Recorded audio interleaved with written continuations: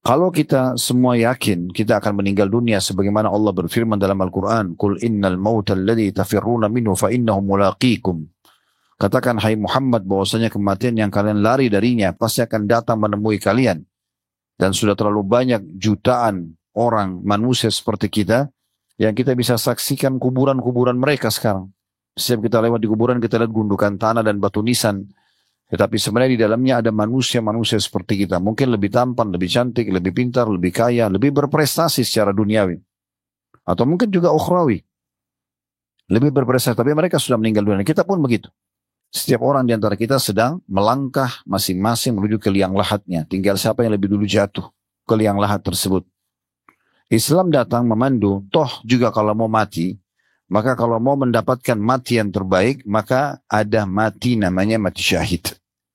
Dan mati syahid ini adalah mati karena Allah subhanahu wa ta'ala, di jalan Allah subhanahu wa ta'ala, kalau di medan perang, atau ada beberapa jenis mati juga dianggap syahid walaupun dia lebih rendah derajatnya daripada orang yang mati di medan perang sebagaimana akan kita jelaskan nanti insya Allah.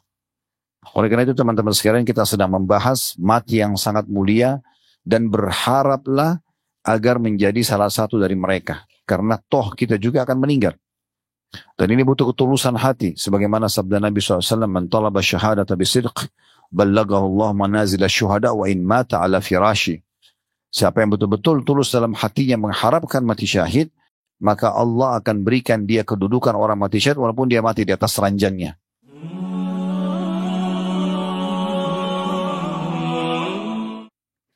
Sementara neraka pun sama.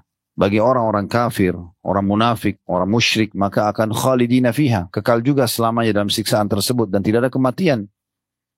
Sebagaimana Allah subhanahu wa ta'ala mengingatkan dalam Al-Quran, La yadhukunal mauta illa mautatal ula.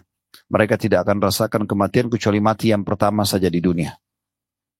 Kecuali usatul mu'minin, orang-orang mukmin yang dosanya lebih banyak daripada amal solehnya sehingga dia harus masuk neraka dulu, baru mereka nanti akan dikeluarkan menuju ke surga. Itu hanya sementara. Tapi ada yang kekal, sebagaimana sudah kami sebutkan tadi, ya orang-orang kafir, munafik dan musyrik.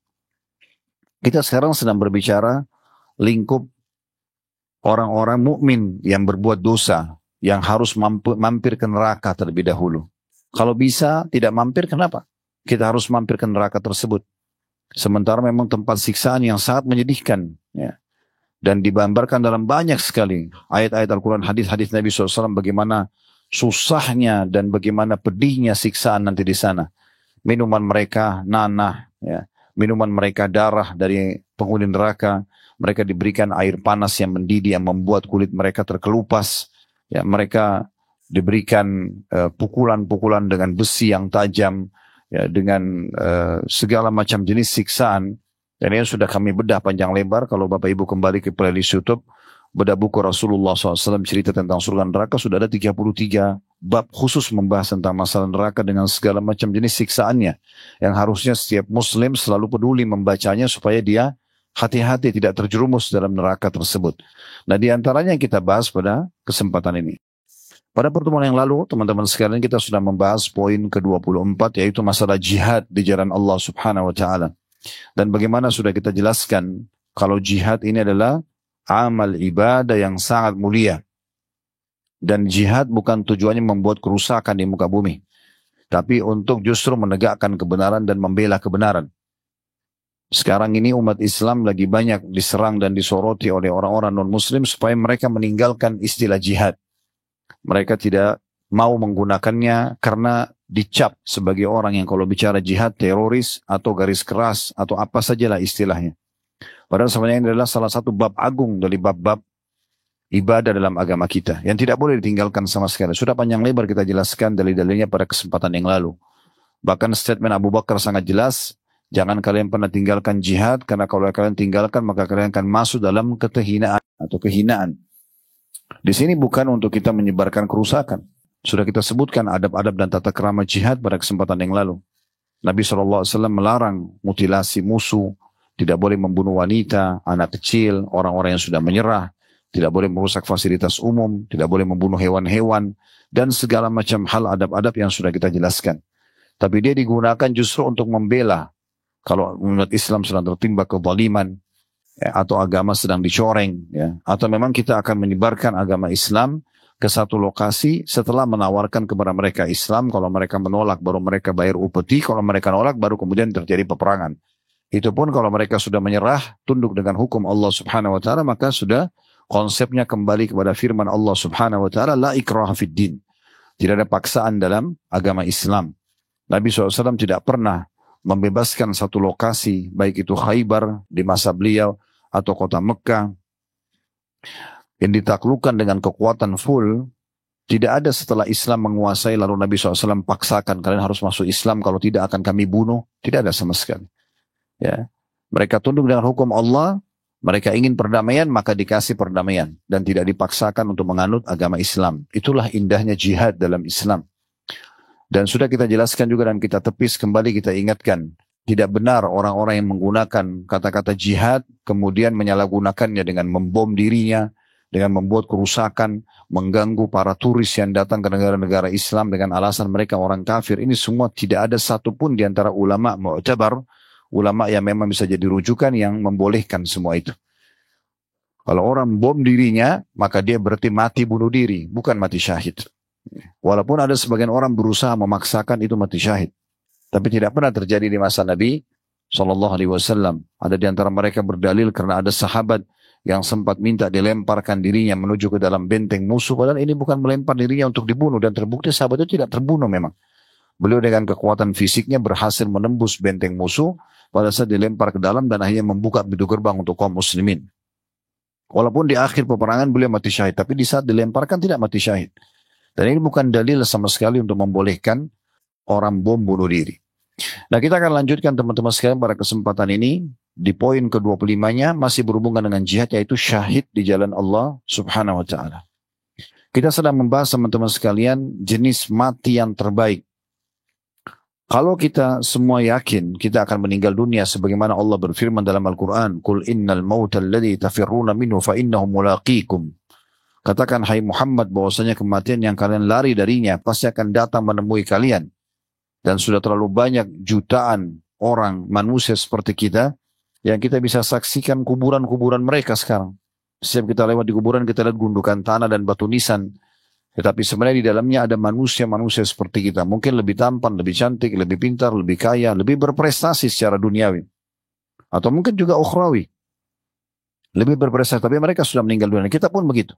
Setiap orang di antara kita sedang melangkah masing-masing menuju ke liang lahatnya. Tinggal siapa yang lebih dulu jatuh ke liang lahat tersebut. Islam datang memandu, toh juga kalau mau mati, maka kalau mau mendapatkan mati yang terbaik, maka ada mati namanya mati syahid. Dan mati syahid ini adalah mati karena Allah Subhanahu wa ta'ala, di jalan Allah Subhanahu wa ta'ala, kalau di medan perang, atau ada beberapa jenis mati juga dianggap syahid walaupun dia lebih rendah derajatnya daripada orang yang mati di medan perang, sebagaimana akan kita jelaskan nanti insya Allah. Oleh karena itu teman-teman sekalian, kita sedang membahas mati yang sangat mulia dan berharaplah agar menjadi salah satu dari mereka. Karena toh kita juga akan meninggal. Dan ini butuh ketulusan hati. Sebagaimana sabda Nabi SAW, Man talaba syahadata bisidq, ballagahu Allah manazila syuhada wa in mata ala firashi. Siapa yang betul-betul tulus dalam hatinya mengharapkan mati syahid, maka Allah akan berikan dia kedudukan orang mati syahid walaupun dia mati di atas ranjangnya. Dan orang yang mati syahid betul-betul orang yang ikhlas sekali. Memang dia mau mati di jalan Allah Subhanahu wa ta'ala. Makanya dalam sejarah peperangan sudah menjadi sebuah fakta dan data, selalu orang yang mati syahid lebih sedikit. Dari masa Nabi SAW. Bayangkan teman-teman sekalian, peperangan di masa dulu bukan kayak sekarang. Kalau sekarang orang dari jauh tembak-tembakan. Peluru sangat jauh, bisa 1 kilometer, bisa lebih jauh daripada itu sudah cukup untuk bisa membunuh orang. Kalau masa dulu orang pedang dengan pedang, berhadapan. Maka secara persentase, harusnya volume orang yang meninggal di masa dulu lebih besar. Gitu. Karena orang hadap-hadapan dengan pedang. Mungkin kalau kita berhasil menangkis yang dari depan kita, belum tentu yang dari kanan, dari kiri, dari belakang bisa saja membunuh kita. Tapi subhanallah di perang Badar, berapa jumlah kaum muslimin yang pergi berperang? 314 orang. Yang mati syahid berapa? 60 orang. Kenapa enggak semuanya mati? Begitu juga di perang Uhud, 700 kaum muslimin yang meninggal mati syahid hanya 70 orang, 10%-nya saja. Padahal orang pada saat itu luar biasa. Bahkan umat Islam di pertengahan peperangan sempat terkalahkan. Begitu juga di perang Khandak atau perang Parit biasanya orang bilang. Perang Ahzab, nama lainnya yang Allah namakan dalam surah nomor 33 dalam Al-Quran, surah Al-Ahzab. Kelompok-kelompok yang datang menyerang dan mengepung Madinah. Tidak ada korban dari kalangan muslimin kecuali luka sedikit. Ada yang mati syahid yaitu Sa'ad ibn Mu'ad radhiyallahu anhu, tapi itu meninggal setelah selesai peperangan Khandak. Jadi dihitung jari orang yang mati. Kemudian juga pembebasan kota Mekah, 10.000 pasukan muslim masuk. Gak ada korban di antara muslimin. Di perang Hunain melawan suku Hawazim setelahnya ada korban tapi sedikit sekali dari suku Aslam. Mereka jadi korban dan bisa dihitung jari juga yang mati. Di perang Tabuk, peperangan terakhir Nabi SAW, tidak ada korban di antara muslimin sama sekali. Bahkan bangsa Romawi tidak berani keluar untuk menghadapi Nabi SAW karena Heraklius, raja mereka, sempat masuk Islam beberapa tahun sebelumnya pada saat Nabi SAW mengirim surat untuk mengajak dia masuk Islam. Namun dia murtad, meninggalkan karena tidak mau kehilangan kerajaannya. Tidak mau kehilangan kerajaannya. Dan dia mengakui itu. Makanya dia mengatakan kepada utusan Nabi SAW, pulanglah ke Madinah, sampaikan kalau aku beriman kepada Nabi, dan andai saja aku berada di sisi kakinya, dekatnya, maka aku akan mencuci kakinya, karena memuliakan Nabi SAW. Lalu pada saat utusan Nabi SAW balik, kata Nabi SAW, dia telah berdusta. Dia telah meninggalkan kebenaran agama ini demi untuk kerajaannya. Karena dia takut nanti kalau dia diantarkan masuk Islam, para pendeta, para pastor semua menolak, dan ini terjadi pemberontakan di kerajaannya. Nah, waktu pengepungan wilayah Tabuk, peperangan terakhir Nabi SAW sebelum beliau meninggal dunia, maka Heraklius tidak mau keluar dan mengatakan kepada prajurit-prajuritnya, padahal pada saat itu jumlah kaum muslimin hanya 30.000 orang, sementara jumlah mereka dalam benteng mereka 250.000. Mereka tidak mau keluar. Heraklius mengatakan, saya tahu benar ini adalah seorang nabi. Kalau kalian keluar pasti kalian akan kalah. Jangan hadapi dia. Maka mereka pun bertahan untuk tidak keluar dan akhirnya kemenangan di tangan muslimin. Jadi bisa dihitung jari intinya orang yang mati syahid. Itu betul-betul orang yang tulus sekali. Ya. Berapa banyak orang yang berusaha mendapatkan mati syahid tapi belum dikasih oleh Allah Subhanahu Wa Taala. Contoh yang paling jelas Khalid bin Walid radhiyallahu anhu. Waktu beliau mau meninggal di atas ranjangnya, beliau menangis, terisak-isak. Karena sudah mau datang ajal, sudah lemas sekali badan, sudah sakit. Lalu orang-orang tanya, kenapa Anda menangis? Dia mengatakan, tidak ada satupun celah di tubuhku kecuali ada luka karena berperang di jalan Allah. Sabetan pedang, panah-panah, tombak. Karena selalu hidupnya perang dan selalu saja beliau menjadi panglima perang. Dan belum pernah kalah dalam peperangan, subhanallah. Tapi Allah takdirkan tidak mati ya, di medan perang. Matinya di atas ranjang. Maka beliau menangis karena itu. Tapi sebagian ulama menanggap ini mengatakan karena dia tulus ingin mendapatkan mati syahid, maka seperti hadis tadi yang saya bacakan, siapa yang mengejar dan berharap mati syahid ikhlas karena Allah, maka Allah akan berikan kepada dia kedudukan syuhada walaupun mati di atas ranjangnya. Para ulama menyusun dalam buku-buku hadis bab khusus tentang masalah mati syahid sebagaimana akan kita bacakan nanti insyaallah dari buku Sahih At-Targhib Tarhib yang ditulis oleh Al-Mundhiri rahimahullah dan ditelusuri hadisnya dan dikeluarkan hanya hadis sahih oleh Syekh Albani rahimahullah. Namun sebelumnya saya akan coba bacakan dulu apa yang ditulis oleh penulis bagian-bagian bukunya. Itu ada di halaman 43. Di poin 25 tentang langkah cerdas selamat dari api neraka adalah syahid di jalan Allah. Lalu beliau mengangkat hadis Nabi SAW dan hadis ini ada footnote di situ ya. Di halaman setelahnya halaman 44 hadis riwayat Ahmad dan juga Tirmidzi. Bunyinya kata Nabi SAW, "Lisyahidi 'indallahi sab'u khisal. Yughfaru lahu fi awwal daf'atin min damihi wa yara maq'adahu min al-jannah wa yuhallu hullatal imani wa yuzawwaju wa 70 zawjatan min al-hun al-'in." ويجار من عذاب القبر ويأمن من الفزع الأكبر ويوضع على رأسه تاج الوقار الياقوتة منه خير من الدنيا وما فيها ويشفع في 70 إنسانا من أهل بيته. Terjemahannya, seorang yang mati syahid akan mendapatkan 7 kemuliaan di sisi Allah Subhanahu wa Ta'ala. Sebelum kita masuk membaca 7 poin ini, teman-teman sekalian kembali saya ingatkan, tidak ada satupun ibadah di dalam agama Islam kecuali pasti dijanjikan janji positif. Apakah itu sunnah atau wajib? Ibadah sederhana atau ibadah yang berat untuk dilaksanakan. Semuanya punya keutamaan. Dan Anda punya hak dalam Islam untuk menanyakan kalau saya kerjakan ibadah ini saya dapat apa. Itu dibolehkan. Bahasa ceramah biasanya fadilah. Dan kami pun menyarankan dalam majelis ini dan majelis-majelis kami yang lain, usahakan sebelum Bapak Ibu mengerjakan jenis ibadah tertentu yang mau dikerjakan, ya, itu sebelum mengerjakannya baca dulu keutamaannya. Itu nanti akan membuat kita lebih semangat dalam mengerjakannya dan juga kita bisa konsisten istiqamah menjaganya. Mau sholat malam, jangan sholat malam sampai baca keutamaannya. Sekarang alhamdulillah handphone kita menjadi perpustakaan berjalan. Kita tinggal ketik di Google, kalau mau baca artikel keutamaan sholat malam, kita akan temukan sekian banyak tulisan para ulama dan dai tentang masalah keutamaan sholat malam. Ingin dengarkan audio atau melihat visualnya, tinggal lihat di Instagram, Facebook, TikTok, dan segala macam media yang ada sekarang. Kita akan temukan banyak sekali di antara dai-dai kita dengan berbagai macam bahasa juga menyampaikan tentang masalah itu. Maka kita akan termotivasi untuk mengerjakan. Cukup 5 menit saja. 5-10 menit dengarkan atau baca, kita akan termotivasi untuk ya mengerjakan dan bisa konsisten atau istiqomah menjaganya. Nah itu penting sekali. Dalam semua ibadah begitu. Ingin rajin sedekah, bakti sama orang tua, jenguk orang sakit, haji dan umroh, apa saja. Di antaranya jihad. Makanya di sini penulis memilih hadis. Tentu banyak sekali hadis yang menyebutkan tentang keutamaan jihad sebagaimana atau mati syahid yang akan kita jelaskan nanti insya Allah. Namun di sini disebutkan salah satunya. Kalau orang mati syahid akan mendapatkan 7 kemuliaan di sisi Allah subhanahu wa ta'ala. Jadi kita kalau mati nanti, dan Allah karuniakan mati syahid, maka akan mendapatkan ini dipastikan asal dia ikhlas karena Allah. Disebutkanlah, yang pertama diampuni dosanya pada tetesan darah yang pertama. Pada saat pertama sekali darahnya netes, maka di saat itulah ya, dia akan diampuni semua dosa-dosanya. Tidak terkecuali.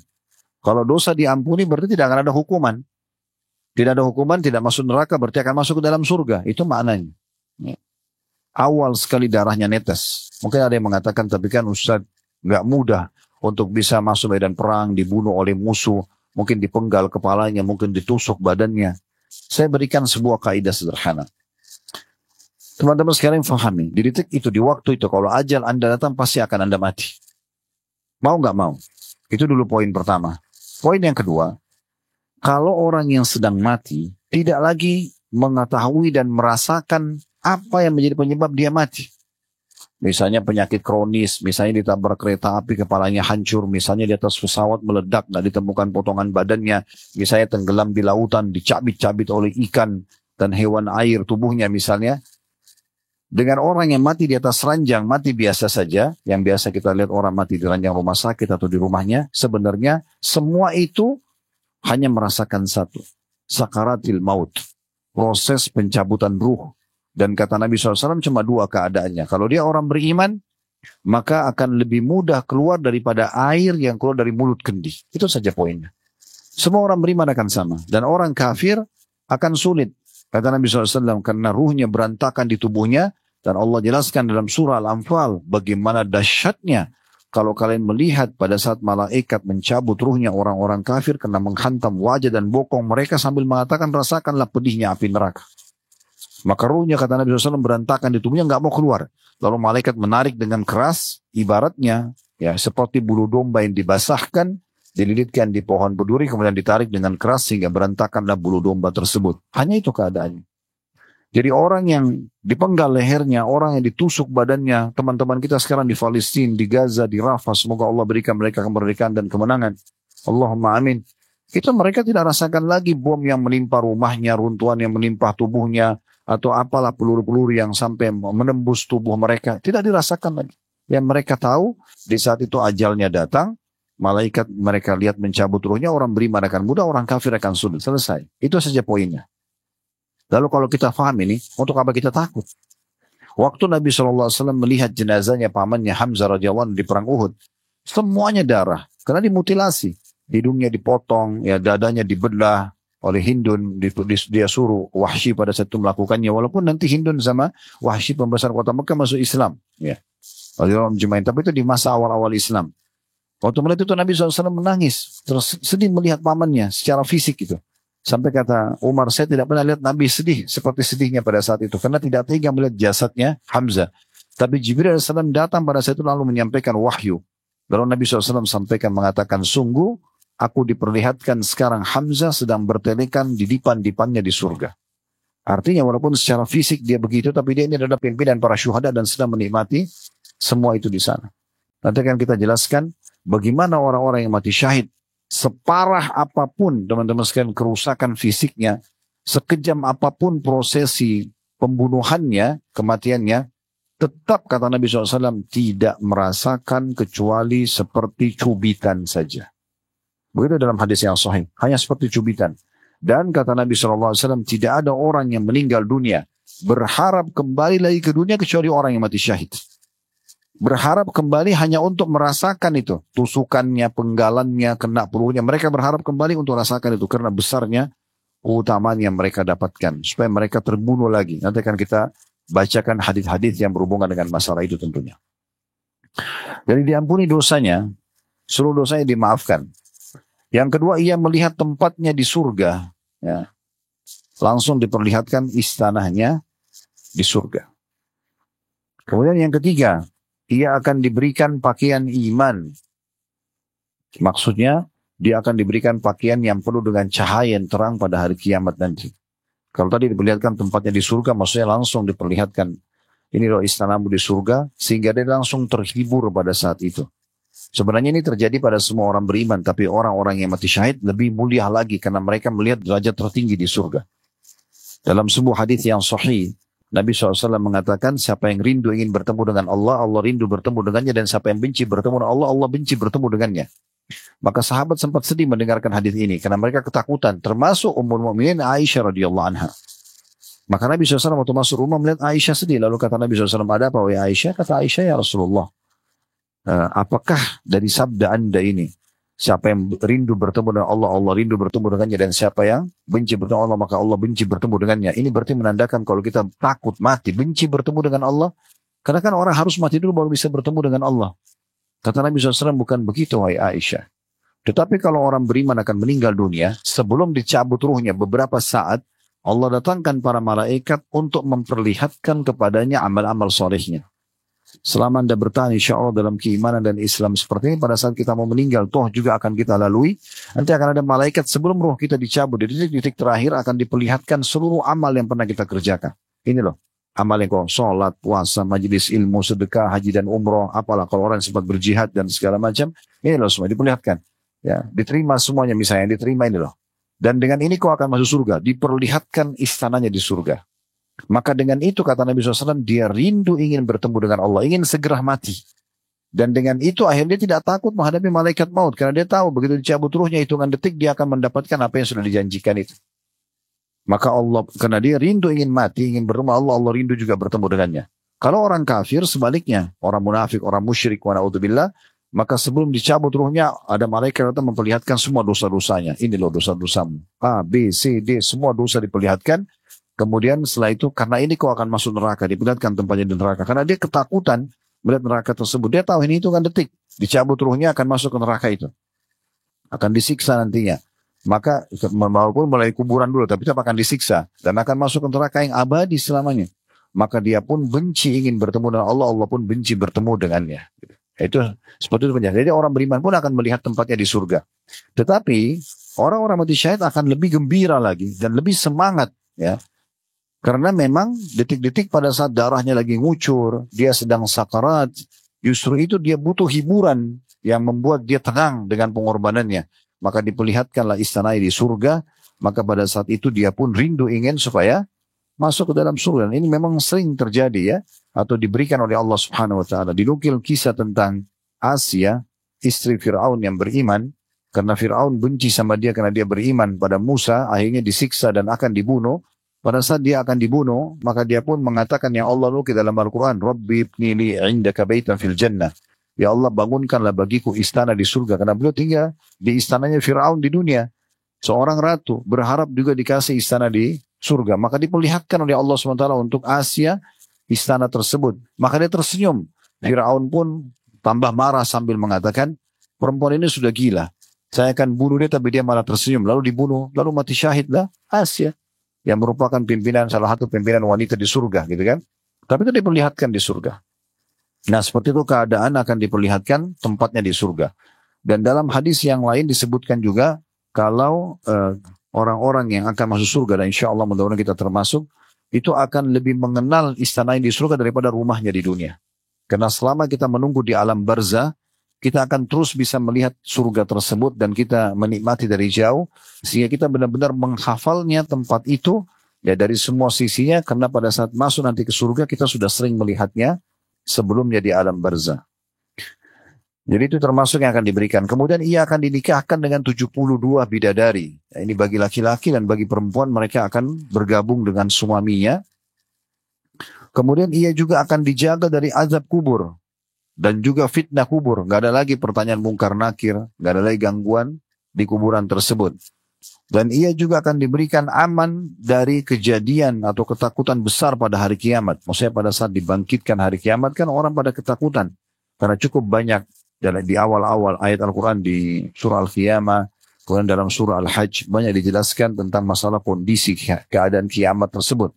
Ya, bagaimana Allah gambarkan pada saat itu anak-anak kecil bisa beruban, wanita yang menyusui atau hamil bisa melepaskan bayinya atau melahirkan. Kalian melihat orang-orang sempoyongan seperti orang mabuk, tapi sebenarnya tidak, karena itu azab Allah sangat pedih. Lalu Nabi SAW gambarkan bagaimana matahari itu sangat dekat dengan manusia sampai 1 mil. Dan perawi hadits mengatakan 1 mil ini saya tidak tahu apakah jarak perjalanan yang 1,5 kilometer atau ya 1 mil seperti dengan bahasa orang-orang Arab asli. Mereka mengatakan mil itu kalau kayu celaknya itu akan diletakkan di mata dan sudah sangat dekat, itu namanya mil dalam bahasa Arab. Maka kemungkinan besar matahari akan sedekat itu ya dengan manusia, maka mereka kata Nabi SAW akan tenggelam dengan keringatnya atau peluhnya sendiri sesuai dengan kadar dosanya. Ada yang tenggelam sampai mata kaki, ada yang sampai lutut, ada yang sampai perut, ada yang sampai tenggelam. Nabi SAW memberikan gambaran dengan tangan beliau ke mulutnya atau ke dagunya. Maka itu tergantung kadar dosanya. Nah, orang-orang beriman termasuk orang mati syahid akan diselamatkan dari ketakutan-ketakutan tersebut. Bagaimana Nabi SAW menggambarkan bahwasanya akan ada orang dibangkitkan hari kiamat dengan wajahnya jalan di mahsyar itu. Lalu Nabi SAW mengatakan, apakah kalian heran? Sungguh demi zat yang mengutusku dengan kebenaran, atau demi Allah, zat Allah yang telah membuat mereka bisa jalan di muka bumi dengan kedua telapak kaki akan mampu membuat mereka jalan dengan wajah mereka di mahsyar nanti, dan mereka akan menghindari duri-duri di mahsyar dengan wajah mereka. Dan sekian banyak pemandangan yang menghirukan dan memilukan ya. Seperti orang juga yang menolak bayar zakat akan dililit di mahsyar sebelum masuk ke neraka dengan hartanya sendiri yang berbentuk ular botak ya, karena kerasnya bisahnya yang melilit tubuhnya sambil matok-matok kepalanya mengatakan, akulah harta simpananmu, akulah harta simpananmu. Terus dan sekian banyak pemandangan. Nah, orang-orang yang mati syahid tidak akan merasakan dan melihat semua itu. Ya, mereka akan terselamatkan dari semua itu. Selanjutnya dipasangkan di kepalanya mahkota kehormatan yang 1 butir mutiaranya lebih baik daripada dunia dan seluruh isinya. Jadi maksudnya akan diberikan mahkota di kepalanya, yang mahkota ini nanti akan ada banyak perhiasan atau mutiara-mutiara yang memang dia akan lebih baik, satunya lebih baik daripada dunia dan seluruh isinya, dan penuh dengan mutiara atau yakut yang sangat indah. Yang terakhir, dia akan mendapatkan atau bisa memberikan 70 orang keluarganya selamat dari api neraka, atau memberikan syafaat untuk 70 keluarganya. Selama keluarganya itu adalah, atau orang yang dia kenal adalah orang-orang muslim, bukan orang kafir, maka boleh dia tunjuk untuk masuk ke dalam surga. Ya, ini berarti keutamaan yang luar biasa. Jadi bukan hanya sekedar menyelamatkan dirinya dan mendapatkan kemuliaan, tapi juga bisa menyelamatkan orang lain. Maka dalam beberapa riwayat disebutkan pernah Abdullah bin Mas'ud lagi sakit keras, begitu juga dengan Sa'ad pada saat sakit keras ya, dan beberapa sahabat-sahabat Nabi yang lain. Nabi SAW sempat menjenguk, lalu kemudian menyebutkan beberapa petuah beliau dan nasihat beliau. Namun pada saat itu beberapa, atau disebutkan dalam riwayat bahwasanya istri atau keluarga daripada sahabat-sahabat ini mengatakan, ya Rasulullah, kami berharap dia mati di medan perang agar kami termasuk bisa mendapatkan syafaatnya. Jadi mereka sangat mengetahui tentang keutamaan hal tersebut. Jadi baik sang suami ataupun istri, dua-duanya berharap ya mati syahid di jalan Allah Subhanahu wa taala. Kemudian penulis mengatakan Kemudian Nabi SAW menjelaskan bahwa mati syahid tidak terlepas pada orang yang tidak terbatas pada orang yang mati di medan perang saja. Sekalipun ini adalah jenis mati syahid yang paling utama. Nanti akan kita jelaskan masalah itu ya. Tapi yang jelas teman-teman sekalian, mati syahid cukup banyak jenisnya, akan kita bahas nanti di penghujung bahasan kita. Namun saya ingin menyebutkan dulu tentang keutamaan mati syahid, terutama mati di medan perang. Dan nanti juga akan kita jelaskan perbedaannya seperti apa sih antara orang yang mati syahid di medan perang dengan orang yang mati syahid lainnya. Karena ada orang yang mati kebakaran, kena runtuhan, orang mati tenggelam, perempuan yang mati melahirkan, orang yang membela kehormatannya atau hartanya atau keluarganya. Itu semua dianggap orang-orang yang mati kena wabah. Itu semua kena mati syahid. Ya, di itu mati syahid, tapi pahalanya tidak sama dengan orang yang mati di medan perang. Ya. Baik, saya akan bacakan dulu hadis tentang masalah keutamaan mati syahid dari buku Sahih Targhib Tarhib. Ada bab khusus dalam kitab jihad, bab ke-14, anjuran mati syahid. Ini kata Al-Mudri rahimahullah, anjuran mati syahid. Artinya ini ditekankan agar setiap muslim berharap mengejar keutamaan ini dan keutamaan para syuhada. Hadis pertamanya dengan sanad sahih dari Anas radhiyallahu anhu bahwasanya Nabi SAW bersabda, "Ma ahadun yadkhulul jannata yuhibbu an yarji ila dunya wa inna lahu ma 'ala al-ardi min syai' illa asy-syahid fa innahu yatamanna an yarji ila dunya fayuqtala 10 marrat lima yara min al-karamati wa fi riwayah lima yara min fadli syahada." Tidak ada seorang pun yang masuk surga kemudian ia ingin kembali ke dunia lagi. Tidak ada lagi penghuni surga yang masuk ke surga masih berharap kembali ke dunia. Sudah cukup masuk surga saja. Kecuali dikatakan dan memiliki segala sesuatu yang ada di muka bumi. Tidak ada seorang pun yang masuk surga kemudian ia ingin kembali ke dunia dan memiliki segala sesuatu yang ada di muka bumi. Maksudnya kembali lagi ke dunia lalu menjadi orang yang paling kaya, orang yang paling sukses, jadi raja. Kalau orang sudah masuk surga tidak berharap lagi kembali ke dunia. Walaupun dikasih kau kembali ke dunia ya, tapi jadi raja, jadi presiden, jadi orang terkaya, dia sudah nggak mau lagi. Kata Nabi SAW, kecuali orang yang mati syahid. Ini saja ahli surga yang ingin kembali ke dunia. Apakah untuk mendapatkan jabatan-jabatan, kedudukan dan harta? Jawabannya tidak. Ya, sesungguhnya ia berangan-angan kembali ke dunia agar dibunuh di jalan Allah 10 kali. Jadi orang yang mati syahid itu berharap kemudian bukan untuk makan, minum, dapat jabatan, tidak. Supaya merasakan lagi tusukan pedang itu, penggalan lehernya, kena bomnya, itu yang dia kejar. Bahkan kata Nabi SAW 10 kali. Karena kemuliaan yang dilihatnya dari balasan yang diberikan kepada orang yang mati syahid. Hadis ini diriwayatkan Bukhari, Muslim dan juga Tirmidzi. Berarti teman-teman sekalian, apa yang selama ini syaitan tanamkan agar kita khawatir mati syahid, karena melihat tadi saya bilang kerusakan fisik, kejamnya proses pembunuhannya, semua ini teman-teman sekalian hanya bisikan syaitan yang membuat kita takut. Tapi Islam datang sudah menjelaskan, tidak usah khawatir. Kalau sudah meninggal kita tidak, atau proses meninggal kita hanya melihat tadi malaikat maut mencabut ruh dan selesai. Mereka tidak akan lagi peduli dan merasakan tentang masalah fisik-fisik mereka yang disakiti itu. Itu yang menjadi data dan fakta yang sudah kita lihat sama-sama realitanya di lapangan ya.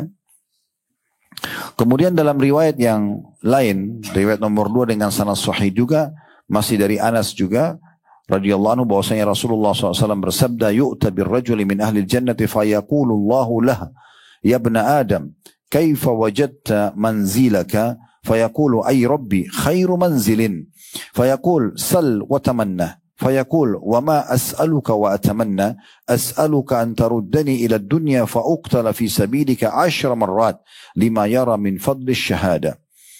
Kata Nabi SAW, nanti didatangkan seorang penghuni surga. Ini orang mati syahid di jalan Allah. Didatangkan.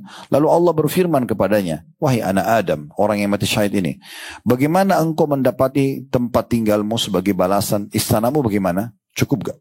Puas gak? Maka ia menjawab, sungguh ya Rabb, sebaik-baik tempat tinggal, indah sekali, sempurna sekali, enggak ada yang lebih bagus daripada ini. Jadi dia memuji begitu. Maka Allah berfirman, sekarang saya berikan izin kamu minta dan berharaplah.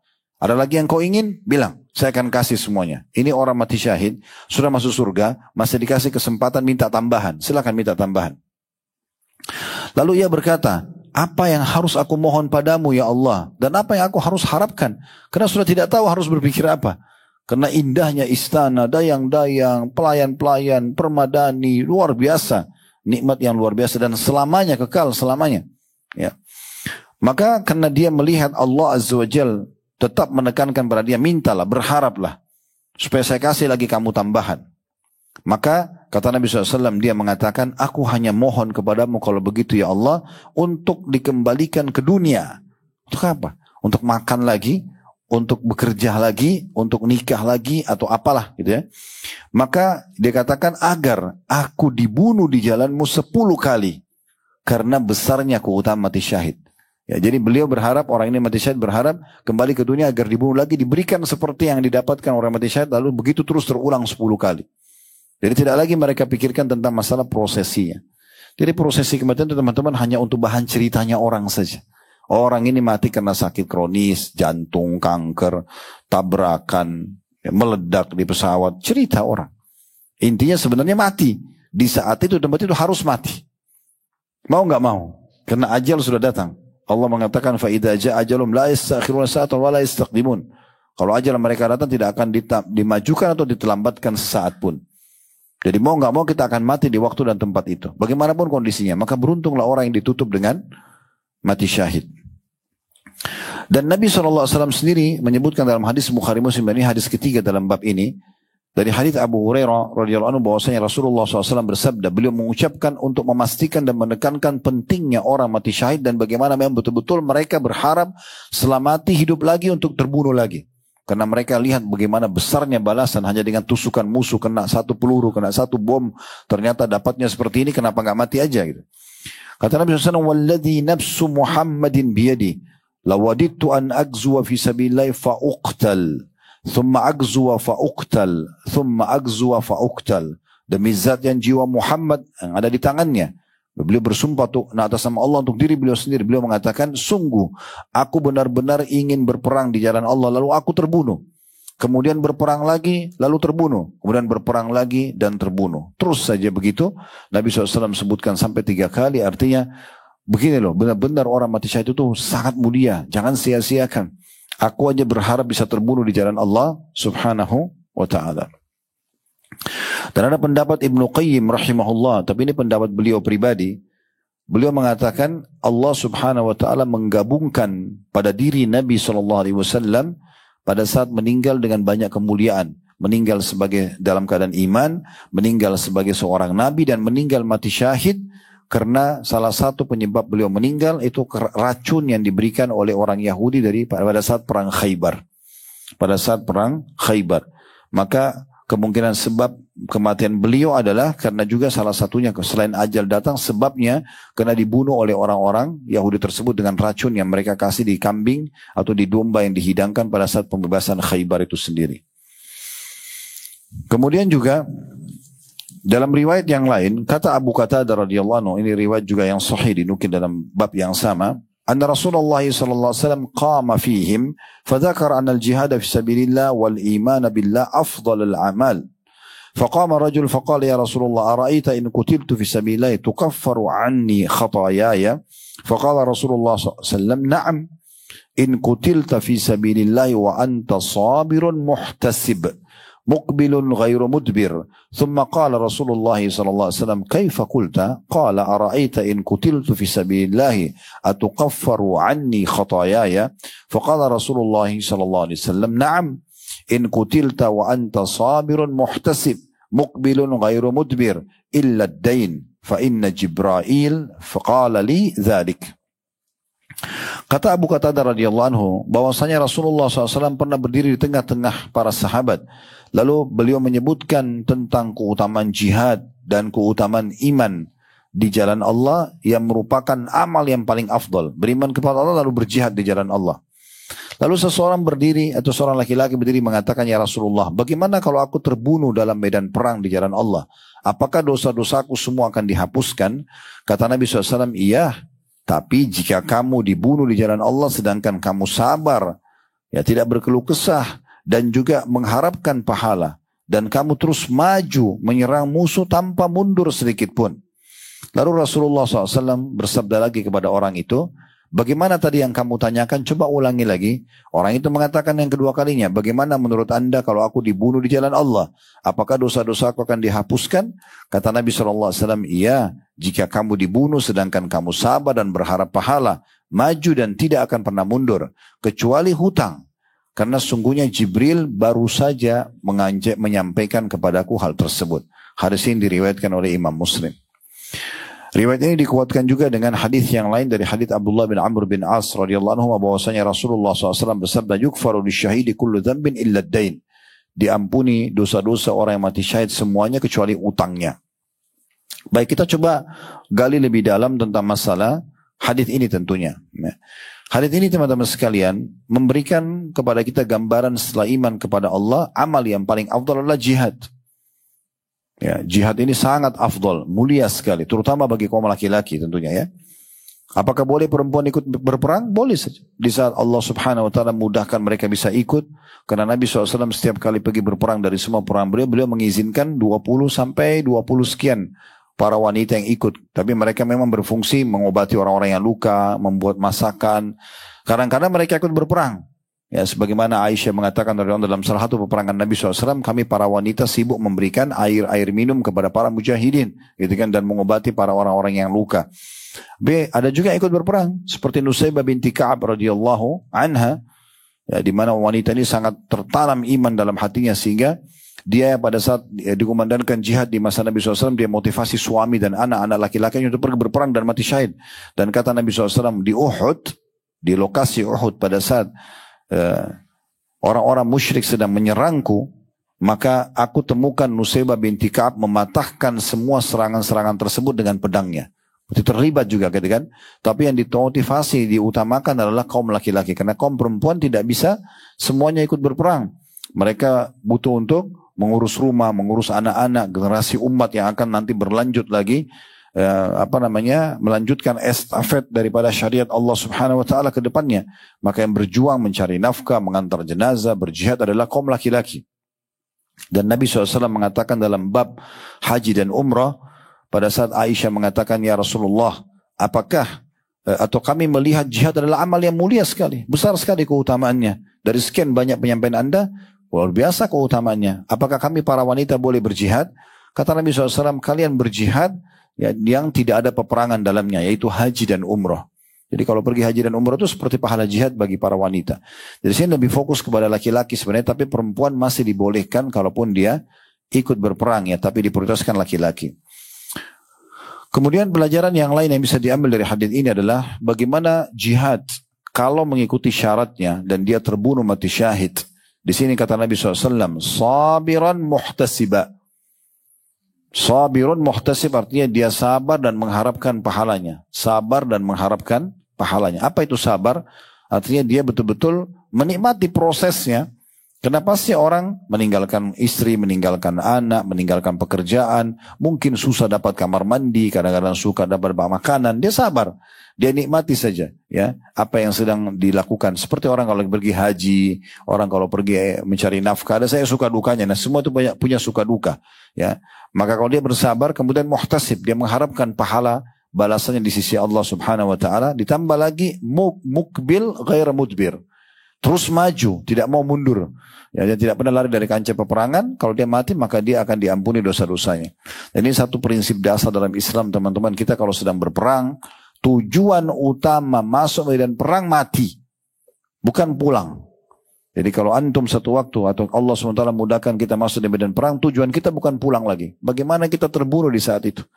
Para sahabat ridwanullah alaihim, mereka kalau pulang mereka tidak terbunuh, maka di antara mereka ada yang sedih, kena luput bagi mereka surga. Bahkan ada di antara mereka mengatakan, beruntunglah si fulan karena sudah meninggal duluan pada saat terbunuh Mus'ab bin Umair, ya Hamzah dan para sahabat di perang Uhud. Banyak di antara sahabat-sahabat lain merasa sedih, mengatakan beruntunglah mereka karena sudah pasti depan mata mati dalam keadaan Islam dan iman dan mati syahid. Sementara kami belum tahu bagaimana akhir daripada hidup kami sendiri. Jadi imam mati syahid itu diharapkan sekali. Jadi kita masuk medan perang itu perbedaan dasar antara kita pasukan muslimin dengan pasukan orang-orang kafir, karena kita berharap masuk medan perang mati. Tidak berharap lagi kembali, gitu kan? Kalaupun kembali maka akan membawa kemenangan. Makanya Islam tidak kenal namanya kalah. Mati syahid walaupun kita semua terbunuh, berarti itu yang paling mulia dan itu yang tujuan utamanya. Lalu kalau tidak berarti kita menang. Nggak ada namanya kalah. Muslimin tidak ada namanya kalah. Bahkan Nabi SAW memasukkan kategori 7 induk dosa besar adalah firar aniz zahf atau minaz zahf. Lari dari kancah peperangan itu tidak boleh. Ya, tidak boleh sama sekali. Sudah masuk dalam medan perang, berperang. Tidak boleh mundur. Tujuannya memang untuk mendapatkan mati syahid dan tidak usah khawatir. Masuk saja, tawakal kepada Allah Subhanahu wa taala. Dan Allah sudah menyebutkan kepada nabinya Muhammad sallallahu alaihi wasallam, "Wa ma ramaita idh ramaita walakinna Allah rama." Di medan perang. Hai Muhammad, sebenarnya pada saat kau melempar ke arah musuh, bukan kau yang melempar tapi Allah yang melempar. Allah Subhanahu wa taala menyampaikan senjata kita ke musuh itu. Sehebat apapun dia, selama kita ikhlas dan kita menyerang karena Allah, bisa saja kita membunuhnya, ya, atau kita yang terbunuh mati syahid. Jadi tidak usah khawatir. Nabi SAW pun dikatakan oleh Allah SWT pada saat beliau menggenggam pasir dan melempar ke musuh dan akhirnya masuk ke mata-mata musuh yang membuat mereka tidak bisa melihat, itu Allah Subhanahu wa taala menyampaikannya. Jadi nggak usah khawatir, oh ini pasukannya semuanya ahli bela diri. Enggak, kita juga belajar keterampilan tapi semampunya. Selebihnya kita bertawakal kepada Allah Subhanahu wa taala. Allah akan berikan kemenangan kepada kaum muslimin. Umar bin Khattab radhiyallahu anhu pada saat mengutus pasukan, beliau mengatakan, ingat secara jumlah fisik musuh kalian dan secara senjata dan persiapan itu musuh kalian lebih hebat daripada kalian. Namun mereka kufur kepada Allah dan maksiat kepada Allah. Maka Allah buat mereka kalah. Senjata kalian adalah lebih sederhana, jumlah kalian lebih sedikit. Selalu begitu jumlah kaum muslimin. Jumlah lebih sedikit, senjata lebih sederhana. Dari dulu itu, bukan baru sekarang. Tapi kalian punya keimanan yang akan membuat kalian akan menang. Kalau kalian maksiat juga kepada Allah, maka pastikan kalian akan dikalahkan oleh mereka karena mereka lebih banyak dari jumlah dan juga senjata. Itu kaidahnya. Kemudian Nabi SAW menambahkan di saat itu, karena pada saat orang itu dijelaskan, asal kamu sabar, kamu mengharapkan pahala, kamu maju terus dan tidak mundur, kamu akan terhitung mati syahid. Maka Nabi SAW ulangi lagi, tanya lagi, apa tadi yang kamu bilang? Orang itu lalu menjelaskan lagi. Ternyata Jibril AS turun pada saat itu menambahkan informasi kepada Nabi SAW. Maka orang itu mengulangi, kalau saya terbunuh di medan perang, ikhlas karena Allah, apakah diampuni dosa-dosa saya? Kata Nabi SAW, iya, kecuali utang. Nah, di sini sedikit kita singgung teman-teman sekalian. Oleh karena itu jangan pernah buka pintu hutang kecuali darurat sekali.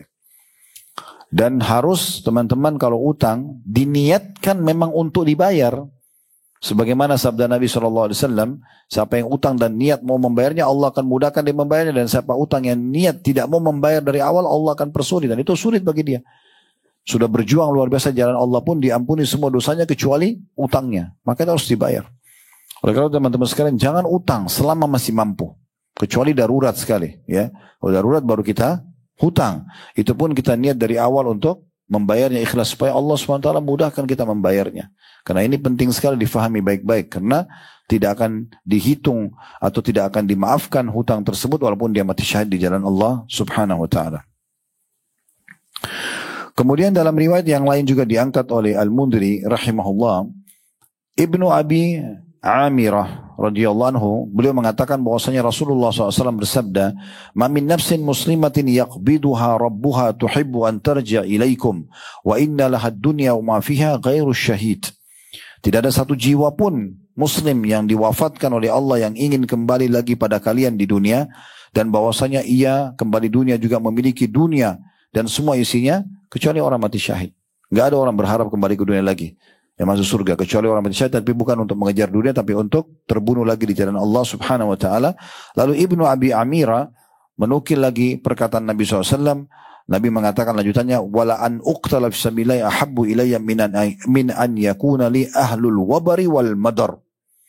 Kata Nabi SAW, sungguh aku dibunuh di jalan Allah mati syahid lebih baik dan lebih aku sukai daripada aku menguasai seluruh wilayah di muka bumi ini. Seluruh wilayah padang pasir badui dan seluruh wilayah perkotaan. Jadi seluruh dunia ini pun tidak akan jadi kecil ya bagi orang yang mati syahid sebagaimana penyampaian Nabi alaihi salatu wassalam. Dan cukup banyak contoh-contoh tentunya disebutkan oleh Al-Mundhiri tentang masalah bagaimana jenazahnya Ja'far bin Abi Thalib pada saat kedua tangannya dipotong, kemudian di perang Mu'tah. Lalu Nabi SAW mengatakan, aku diperlihatkan Ja'far sekarang sedang terbang mengelilingi surganya bersama dengan para malaikat dan digantikan kedua tangannya yang terpotong itu dengan kedua sayap. Maka keluarlah istilah Ja'far At-Tayyar misalnya ya. Kemudian juga bagaimana diceritakan tentang matinya Abdullah bin Haram radhiyallahu anhu, sahabat Nabi yang mulia. Kalau dia tahu besok tanggal 16 Syawal tahun 3 Hijriah hari Sabtu akan terjadi perang Uhud, dan beliau tahu itu pasukan Quraisy sudah keluar dengan 3.000 orang dari Mekah, maka beliau semalam suntuk tidak tidur memohon kepada Allah agar dibuat dia orang yang pertama mati syahid dia pada masa itu, dan Allah Subhanahu wa taala ngabulkan permintaannya sampai waktu dikumpulkan jenazah-jenazah tersebut. Nabi SAW berkata kepada Jabir anaknya Abdullah, ala ukhbiru kama qala Allahu li abik, mau enggak saya sampaikan kepada kamu secara live hai Jabir apa yang sedang Tuhanmu Allah berbicara dengan ayahmu, ya. Apa yang terjadi di situ? Qultu bala, kata Jabir, tentu ya Rasulullah. Ayah saya sudah mati syahid, dan ayahnya pada saat itu betul-betul luka parah, bagian kepalanya bocor, tangannya lagi memegang lukanya, darah semua tubuhnya gitu kan. Dengan kondisi itu Jabir menguburnya, hidup dalam kondisi begitu dikubur, karena orang mati syahid tidak dikafani, tidak dimandikan. Begitu saya kondisinya. Yang jelas pada saat itu Nabi SAW waktu sudah dikubur Abdullah bin Haram, kata Nabi kepada Jabir, mau nggak saya sampaikan kepada kamu secara live ini, Allah sedang bicara dengan ayahmu sekarang. Maka kata Jabir, tentu. Qala ma kallamallahu ahadan illa min wara'i hijab. Ketahuilah Allah tidak pernah mengajak bicara siapapun di antara hambanya kecuali dari belakang hijab. Belum melihat Allah secara langsung. Wa kallama abaka kifahan. Tapi Allah mengajak bicara ayahmu secara langsung. Ini kedudukannya Abdullah bin Haram radhiyallahu anhu, karena semalam suntuk dia memohon agar mati syahid. Faqala, maka Allah berfirman kepada ayahmu, ya Abdullah, wahai hamba Allah, tamanna alayya u'tik, minta apa saja, berharap apa saja aku akan berikan kepadamu. Allah berfirman kepada ayahmu itu. Qala ya Rabbi tuhyini fa'uqtalu fika thaniyah. Maka ayahmu mengatakan, wahai Tuhanku, hidupkan aku sekali lagi agar aku terbunuh yang kedua kali di jalanmu. Qala innahu sabaqa minni annahum ilaiha la yurja'un. Allah mengatakan, sudah aku catatkan sebagai keputusanku atau takdirku bahwasanya mereka kalau sudah meninggal tidak akan kembali lagi ke dunia. Qala, maka dia mengatakan, maksudnya ayahmu hai Jabir, Abdullah bin Haram mengatakan, ya Rabbi fa'ablik min warai. Kalau gitu sampaikan tolong informasi tentang kemuliaan mati syahid ini bagi orang-orang yang belum mati, supaya mereka tidak usah takut. Maka Allah pun menurunkan firman-Nya, wala tahsabanna alladhina qutilu fi sabilillahi amwata bal ahya'un 'inda rabbihim yurzaqun. Dan janganlah kalian mengira bahwasanya orang-orang yang mati gugur di jalan Allah itu mati, bahkan mereka itu hidup di sisi Rabb mereka dengan mendapatkan rezeki. Jadi cukup banyak teman-teman sekalian keutamaan kalau kita ingin bahas tentang masalah mati syahid ini. Tapi diantaranya saya ingin tutup dengan ini, baru kita masuk kepada jenis-jenis selain mati di medan perang yang masih ada lanjutan di buku kita ya. Yaitu bagaimana kejadian yang mulia terjadi di tahun 53 Hijriah. Perang Uhud itu terjadi di tahun 3 Hijriah, tanggal 16 Syawal tahun 3 Hijriah hari Sabtu. 1 tahun sebelumnya kurang lebih, tanggal 15 Ramadan tahun 2 Hijriah terjadi perang Badr.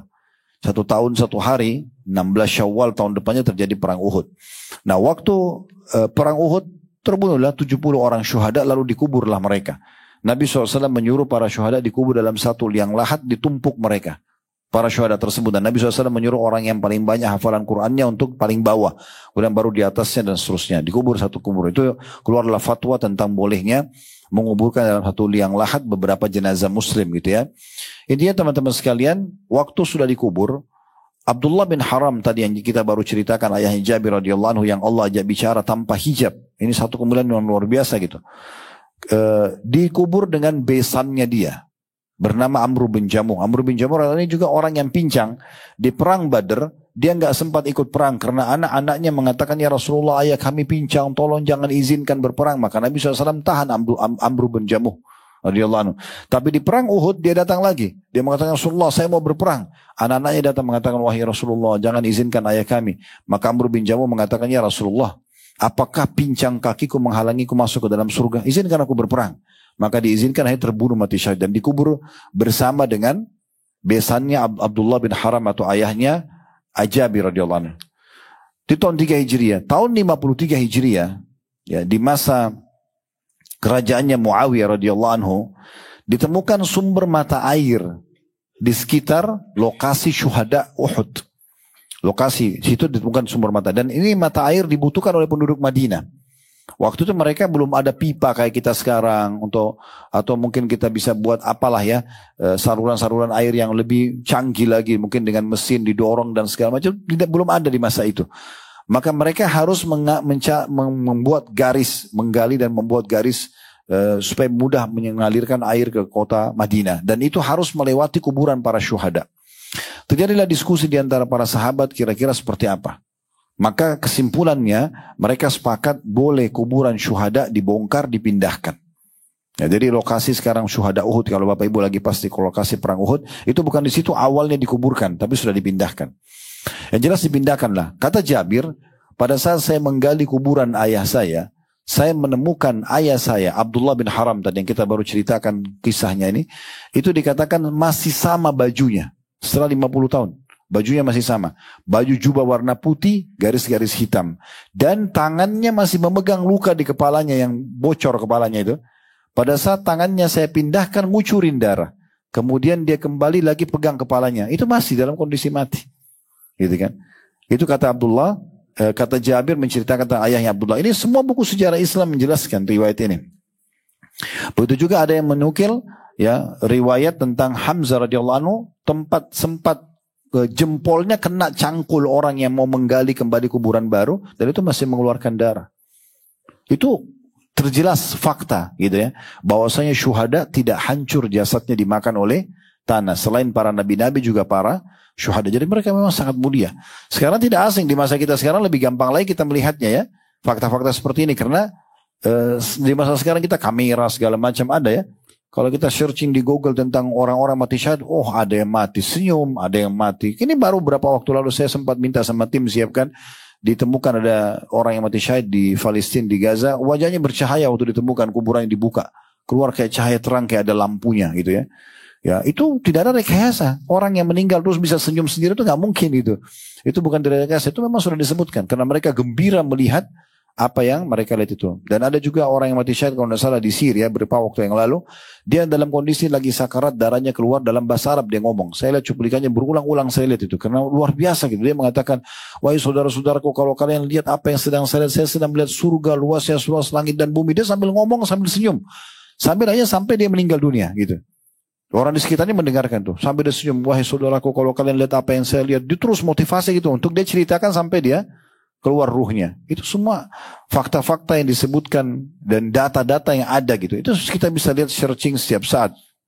Teman-teman sekalian. Jadi memang mereka punya kemuliaan di dunia juga dengan tidak dihancurkan jasadnya oleh tanah tersebut ya. Dan sekian banyak tentunya keutamaan-keutamaan, kalau kita ingin bahas maka tidak akan cukup sejam, 2 jam, bahkan sehari membahas, karena hadis yang diangkat oleh Al-Mundhiri rahimahullah khusus mati syahid saja dari halaman 207 sampai 230 sekian ya. Ini puluhan lembar berhubungan dengan masalah. Nanti Bapak Ibu bisa kembali ke buku Sahih At-Targhib Tarhib insyaallah di kitab jihad di bab mati syahid, itu cukup panjang lebar.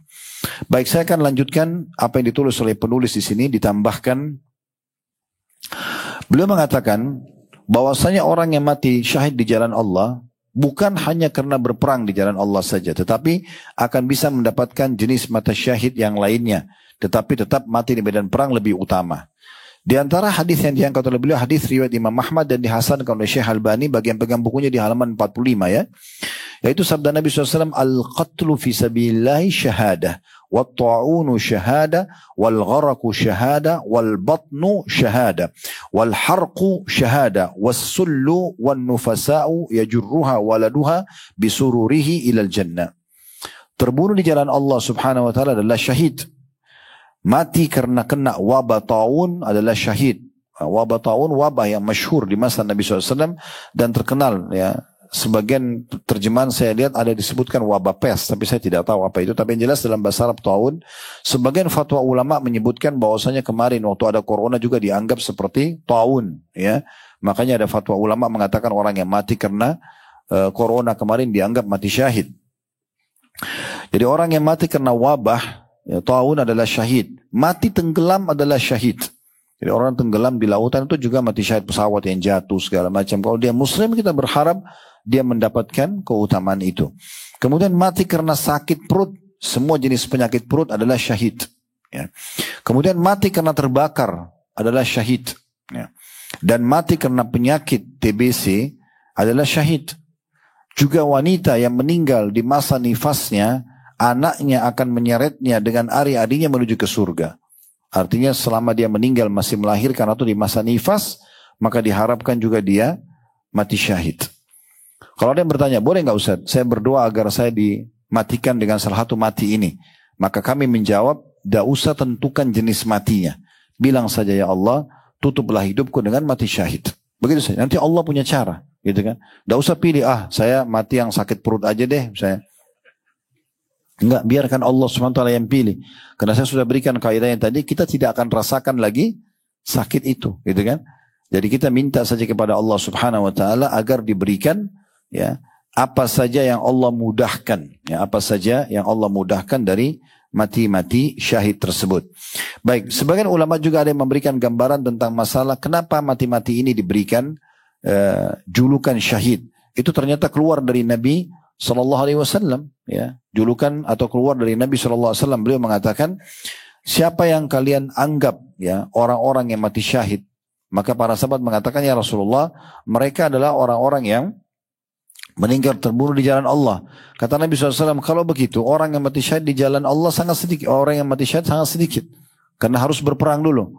Maka lalu kemudian beliau menyebutkanlah riwayat yang baru saja kita bacakan, kalau orang mati karena wabah, orang mati karena tenggelam, orang mati karena penyakit perut. Ada riwayat-riwayat lain juga yang menyebutkan orang yang mati karena penyakit rusuk, dirusuknya. Entah itu penyakit apa ya, tapi yang jelas kalau karena dirusuknya pun dia terhitung mati syahid. Ada riwayat lain juga yang menjelaskan, dan riwayat-riwayat yang sahih, bahwasanya orang yang meninggal karena membela kehormatannya, membela keluarganya, membela hartanya juga mati syahid. Kayak misalnya ada orang yang menyerang kita tiba-tiba, kita lagi jalan dengan istri, dengan anak, kemudian tiba-tiba diserang. Lalu kita membela, melawan, akhirnya kita terbunuh, itu juga mati syahid. Ya, ini juga dianggap mati syahid. Tapi tentu kedudukannya tidak sama dengan orang-orang yang mati di medan perang, sebagaimana sudah kita paparkan tadi panjang lebar tentunya. Tapi yang jelas ini salah satu kemuliaan yang Allah SWT mudahkan untuk orang mendapatkan mati syahid. Ya. Tentu di sini teman-teman sekalian tidak perlu muncul lagi syubhat di pikiran kita mengatakan, oh bagaimana kalau orang itu banyak dosanya, lalu kemudian dia mati tabrakan, dia mati tenggelam. Itu kuasa Allah Subhanahu Wa Taala. Kita tidak tahu. Karena taubat dalam Islam hitungan detik, kan ya? Hitungan detik. Bisa saja orang tiba-tiba bertaubat, dia keluar dari sebuah tempat yang haram, kemudian dia Allah karunia mati, itu bukan mustahil, itu kuasa Allah SWT. Allah memilih siapapun di antara hamba-hamba yang dia inginkan, gitu ya. Itu yang kita harapkan, ya, bisa Allah SWT berikan kepada mereka. Hadisnya adalah hadis Abu Hurairah radhiyallahu anhu, di mana Nabi SAW mengatakan, "Ma ta'uduna syuhada'u fikum?" Siapa saja yang kalian anggap sebagai syuhada di antara kalian? Qalu ya Rasulullah, man qutila fisabilillah fa huwa syahid. Wahai Rasulullah, siapa yang terbunuh di jalan Allah maka dia dianggap syahid. Qala inna syuhada ummati idzan laqalil. Kalau begitu syuhada umatku sangat sedikit. Qalu faman ya Rasulullah, maka para sahabat mengatakan, kalau begitu siapa saja yang mati syahid ya Rasulullah? Qala man qutila fisabilillah fa huwa syahid. Siapa yang mati di jalan Allah maka dia, ya, syahid. Dan mati di jalan Allah ini tidak harus di medan perang, kayak lagi cari nafkah, lagi keluar menuntut ilmu, kan semua di jalan Allah namanya. Wa man mata fisabilillah fa huwa syahid, ya. Jadi siapa yang terbunuh di jalan Allah, dia lagi keluar untuk ilmu, lagi cari nafkah, dibunuh sama orang, itu dianggap syahid. Wa man mata fisabilillah fa huwa syahid. Dan siapa yang mati sementara lagi aktivitas di jalan Allah, menuntut ilmu, dia bukan dibunuh, mati saja ajalnya datang, maka juga dianggap syahid. Wa man mata fit ta'uni fa huwa syahid. Siapa yang mati dalam kondisi kena wabah ta'un atau wabah yang merata, maka dia syahid. Wa man mata minal batni fa huwa syahid. Siapa yang meninggal dalam kondisi sakit perut juga dianggap syahid. Qala Ibnu Miqsam, asyhadu ala abika, yakni Aba Salih an-Nawqal wal ghariqu syahid. Lalu perawi mengatakan, dan aku bersaksi juga bahwasanya ada tambahannya, orang yang tenggelam juga dianggap mati syahid. Dalam riwayat lain juga ditambahkan riwayat yang sahih, ya, bahwasanya Nabi SAW mengatakan asyhada'u khamsa, orang yang mati syahid ada 5, al-mat'unu, orang yang kena wabah taun, wal batnu wal mabtun, dan orang yang kena penyakit perut, wal ghariq, orang yang tenggelam, wa sahibul hadmi, dan orang yang ditimpa bangunan rubuh, runtuhan, ya. Jadi teman-teman kita di Gaza itu dapat banyak sekali keutamaan. Sudah kena runtuhan, diserang oleh musuh, terbunuh dengan peluru musuh, maka itu semua berkumpul banyak keutamaan bagi mereka. Wasyahidu fisabilillah, dan orang yang mati syahid di jalan Allah subhanahu wa ta'ala. Dan sekian banyak hadis-hadis yang menyebutkan tentang masalah ini tentunya. Terakhir yang diangkat oleh penulis adalah hadis Nabi SAW di halaman 45. Ini bahasan penutupannya. Yaitu sabda Nabi SAW, ini masih berhubungan dengan keutamaan orang mati syahid. Kata beliau, kemudian Nabi SAW memberitahukan keadaan mereka sesudah kematian para syuhada itu. Beliau bersabda, inna arwaha syuhada'i fi tayrin khudrin ta'aluku min thamaril jannah. Sesungguhnya arwah para syuhada berada dalam perut burung hijau yang memakan buah-buahan dari surga. Hadis ini diriwayatkan oleh Tirmidzi. Dalam riwayat lain, ruh-ruh para syuhada berada di punuknya atau di pelatuknya burung yang berwarna hijau. Bagaimana? Allahu alam, kita tidak tahu. Tapi itu akan terbang mengelilingi surga, kemudian akan kembali ke sarang-sarangnya yang bergelantungan di bawah arsy-Nya Allah subhanahu wa ta'ala.